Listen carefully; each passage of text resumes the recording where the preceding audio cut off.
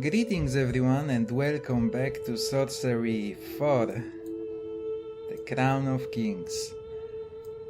Well, if you missed the last episode, we released a great evil on the land, and we're gonna just roll with it. Time to move on our journey and see what awaits us. You step away from the tavern door. Once more, the only way is back. You return down the ruined path. The sun lowers towards the horizon. Soon it will be dark once more. Then, suddenly you feel a wave of nausea. The ground beneath you shifts. The sun slides sideways. Oh? What? Why? Oh crap, what are you supposed to do here? Steady myself. You try to steady yourself only to fall. The world rushes past you, farther than it should. You hear a woman's voice singing gently above the sound of leaping waves. What magic is this?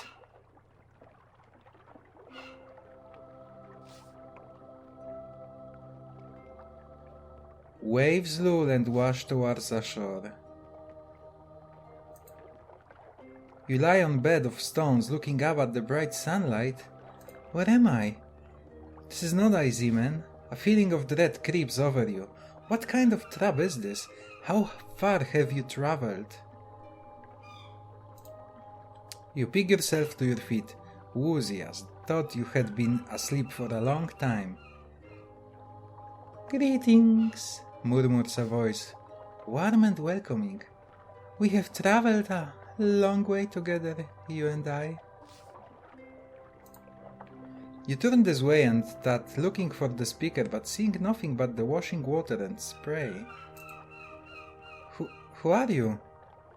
I have many names, but none truly describe who I am. The sea washes at your boots as though inviting you to step forward. What? This is the piece of map from Sorcery 1, like really small chunk of it. Or is it the whole map? Was it that small? I don't remember. I feel the scale is like smaller than it's usually were. I think the map was way bigger, but it looks exactly the same. We started here in the Aiedail land. How did I get here?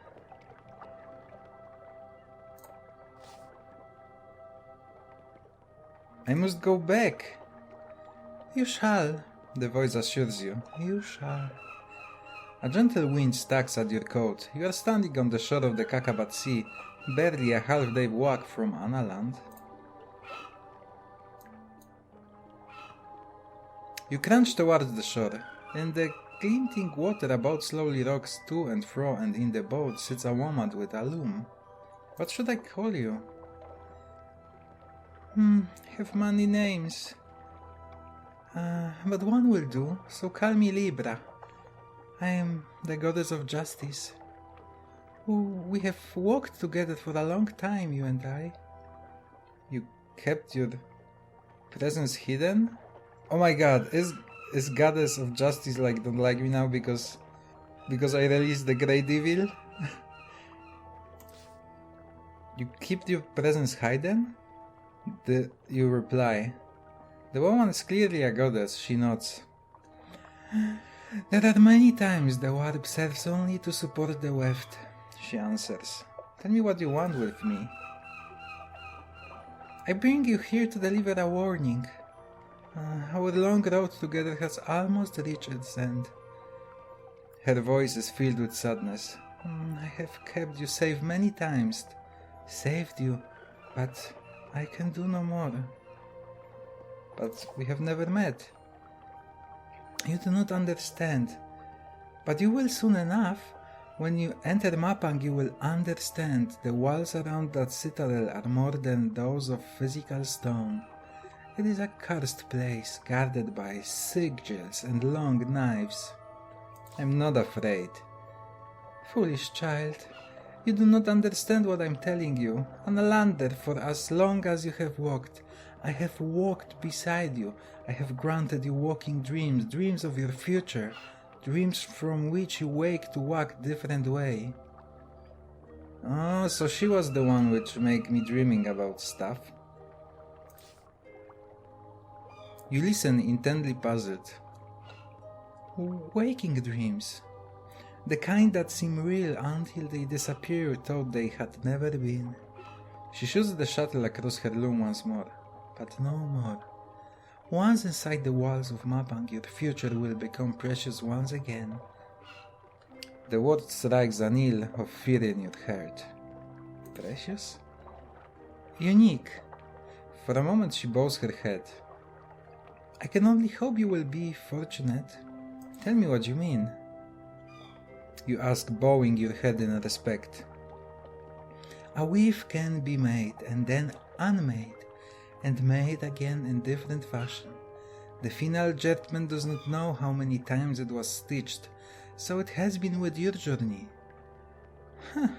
Or perhaps you consider yourself to simply have been lucky to have survived so far. A large wave strikes the shore, and as it drains, the boat tilts and begins to drift away. The woman makes no more to stop it, merely continuing to wave. Wait! Wait! How can I leave this place? But your words are lost on the water. She is gone. The thought of the long journey back to Mapang begins to sink into your mind.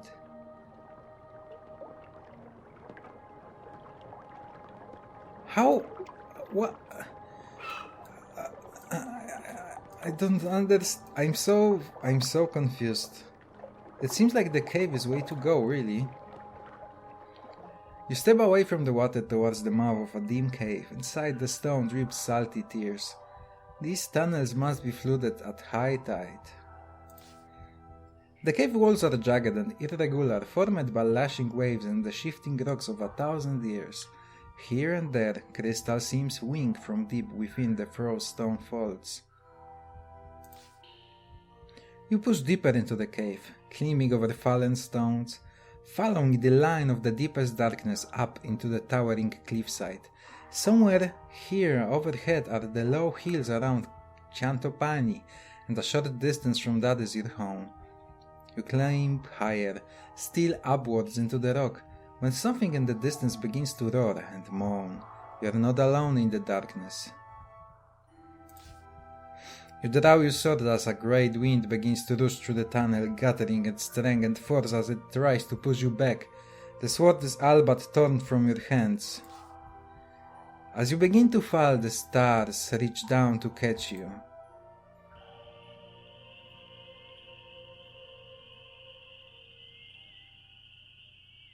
You are back on the cliff path. Was that real?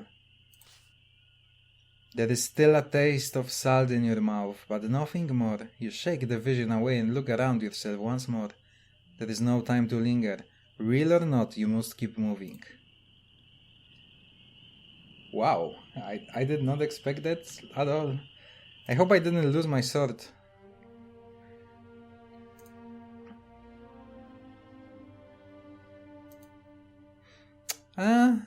I think we are good. We have longsword +2.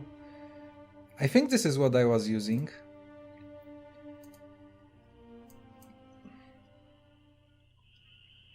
You follow the path southwest once more. The chasm yawns open on your right hand side.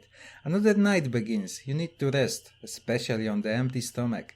A narrow rope bridge leads south across the ravine from here. The slopes are too exposed a place to rest.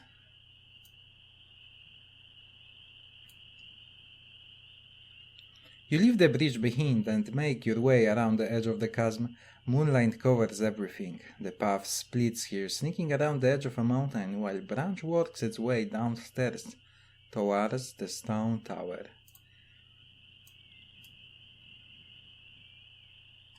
The trail winds through the mountain. You follow it until a sight ahead makes you stop.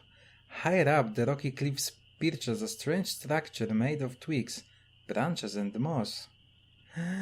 Oh, this is this yellow spot in here. I think this will be the nest made by birdman. It looks like a huge bird nest perched on a white stone ledge. If you were to climb the rock face up to it, you could easily fit inside. That sounds like not bad place to rest, isn't it?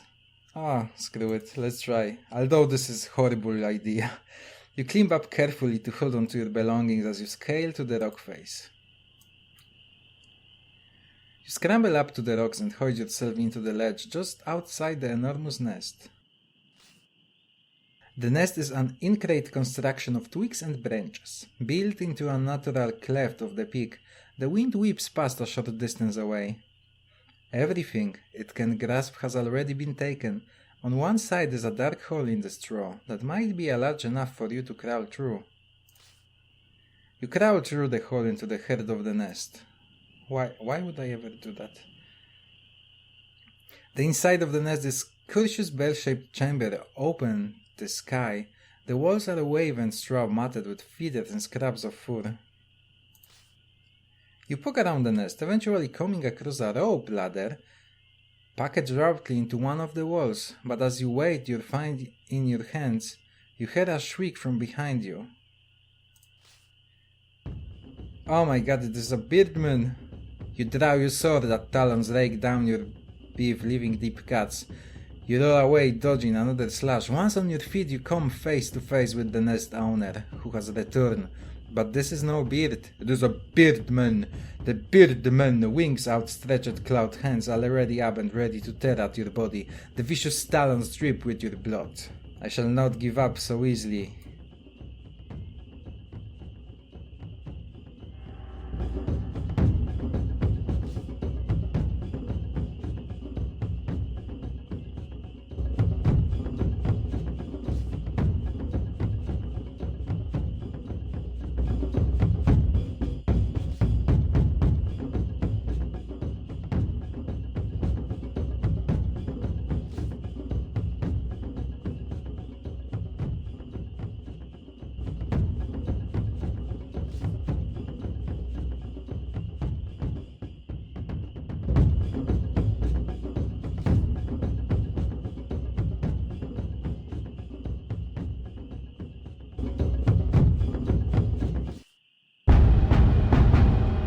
Oh, that was hard.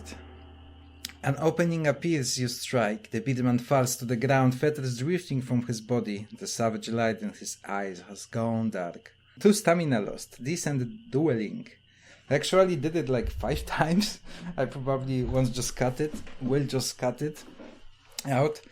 The thing I learned though, they like almost never defend themselves. They always attack.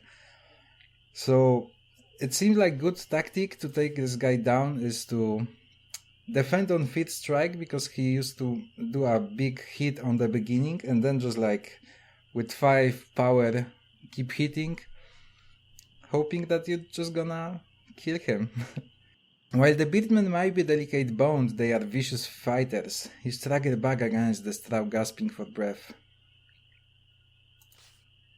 You look around the chamber with interest. It is all wrong. It is tough. The birdmen are not sure exactly how a proper nest should be made. This place is a weird hybrid, part nest and part straw hut.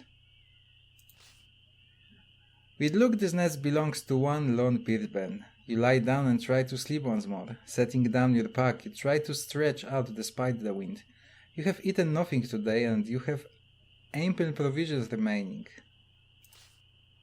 You eat the hunk of cooked meat and feel much better for it. Then you get comfortable and rest.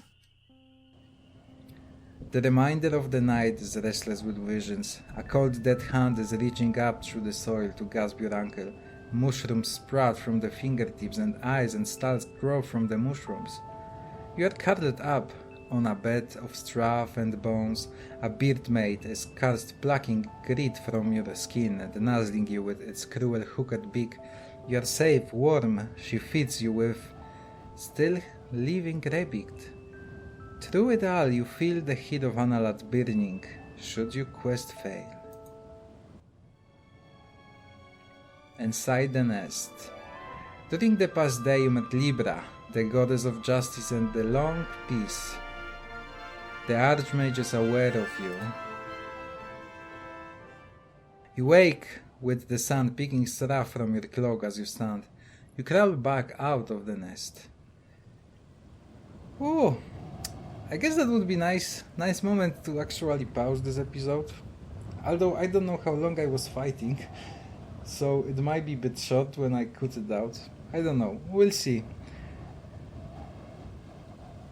I think this is a decent. Let's crawl out of the nest. You emerge into the fresh air and beating wind on the edge of the cliff. The early morning sun makes the air glow. You begin the long, cautious climb back down to the path below. You clamber slowly and carefully back down to the path.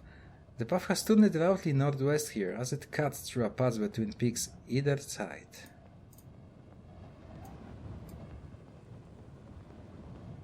You head down the slide in Skleden.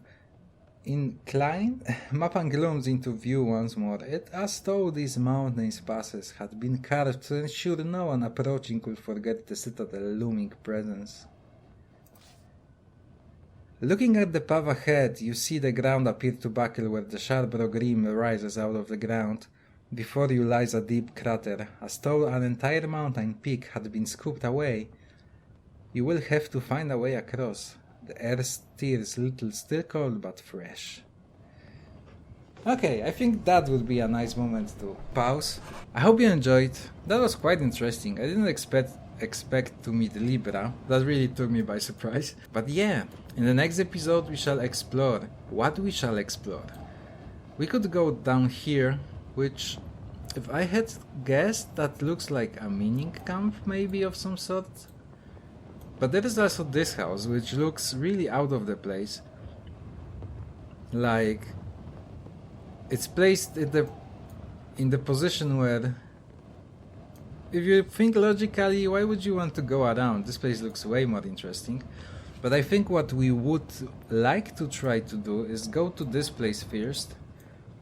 And when we reach this spread of paths, maybe we're gonna be able to go back and explore this place. I think that's a nice plan for the next episode. Maybe we'll be able to cover it. Maybe we will have some interesting side story here and it will be an episode in this place. I don't know. We'll see. I hope you enjoyed. Let me know if you did, as usual. The comment section is down below. And I'm gonna see you in the next episode. Next Friday with more sorcery. For now, take care and farewell.